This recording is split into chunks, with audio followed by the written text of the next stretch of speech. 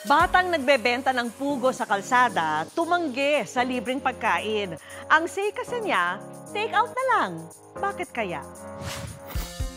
Umani ng libu-libong komento ang larawang ito na ipinost ni Darlene sa Facebook. Sa post kasi, ikinuwento niya nang minsang may napadaan sa kanyang pastry shop na isang batang nagtitinda ng itlog pugo.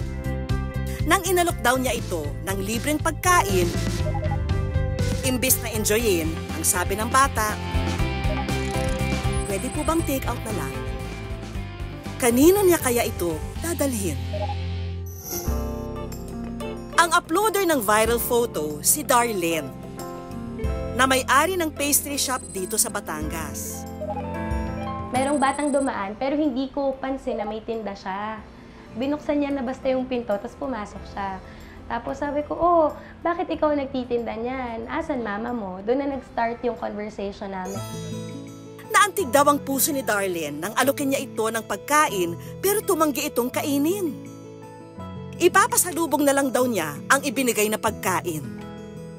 Pero ang bata, hindi na raw niya ulit nakita.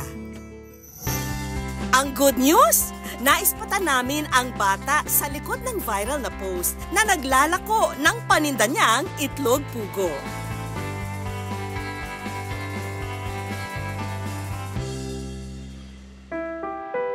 Siya ang 9 na taong gulang na si Joey. Iniwan na raw siya ng kanyang mga magulang. E kung ganon, sino ang kasama niya sa bahay na nais niya sanang pasalubungan?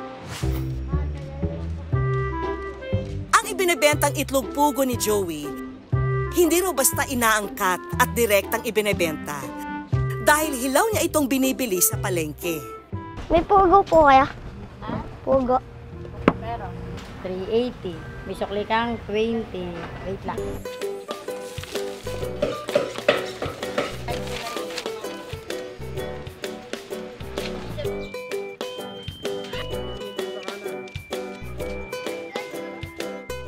Tumatayong magulang ni Joey sa bahay na siya palang pinasalubungan niya ng pagkain ibinigay ni Darlene ay ang kanyang 72-year-old na Lola Corazon.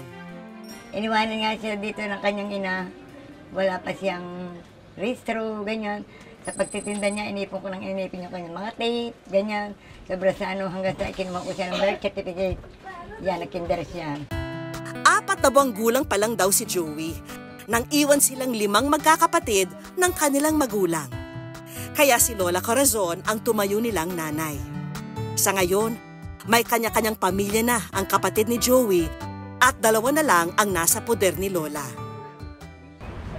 Sobrang mahal ko po. Salamat po sa kanya. Siya nagpalaki po sa akin. Maraming salamat. Mahal na mahal ko.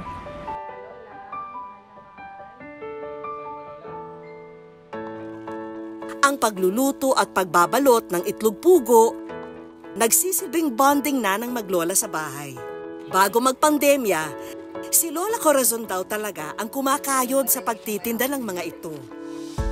Pero dahil sa katandaan, hirap na siya ngayong lumabas ng bahay. Nagpulong kaming 2. Kaya mo magtinda dito na lang sa atin. Oo daw, hanggang sa malayo na kanyang nararating, ganyan. Nakakarating na siya ng bayan, marunong na siya. Kako marunong kang bumasa. Tinatandaan daw niya ang kanyang tinasakyan, ganyan.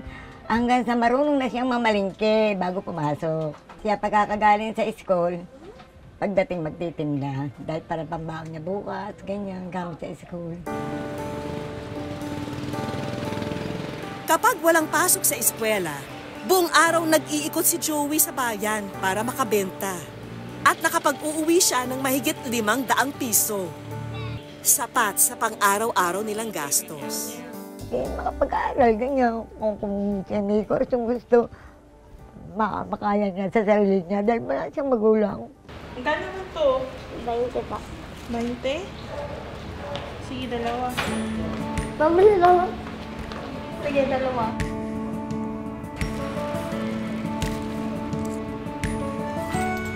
Rawat po. Pagkatapos ko po magbenta, binibigay ko po sa lola yung pera po para po may pabili po kami bigas. Kapag may sobrang kita, si Joey laging may dalang pasalubong sa kanyang lola. Mabait siyang bata. Naglalaro siya, tinutulungan niya ako pag inuutosan ko, ganyan. Minsan naglalaba pa nga yun ng kanyang damit. Maaga mang napasabak sa hamon ng buhay. Ma'am, lera po kayo? Si Joey hindi raw susuko sa kanyang pangarap. Kahit paminsan, inaasar siya ng kanyang mga kaklase dahil sa kanyang ginagawa. Salamat po. Dahil daw po, nagtitinda din daw po ako. Wala daw po akong nanay. Pangarap ko po makaawan po kami sa kahirapan. Mag-aaral po ng mabuti at nagsisikap po magtinda ng magpugo. Para mag-aral kang mabuti, school supplies, tsaka baon.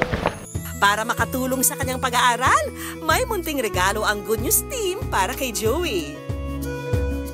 Narito ang school supplies at financial assistance para sa inyo. Salamat ng maraming. Hindi kakaunti, sadyang marami. Kung saan mo daw gagamitin? Bicycle.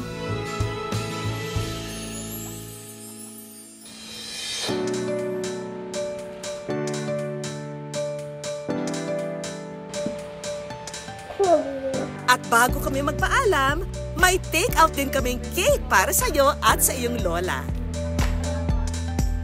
Siyempre pa, galing sa pastry shop ng iyong Good Samaritan na si Darlene. Mama, mahal kita!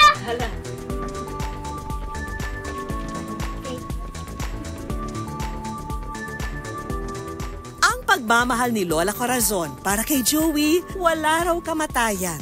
At higit sa mga pasalubong, hiling niya raw na maging maayos ang buhay ng kanyang apo.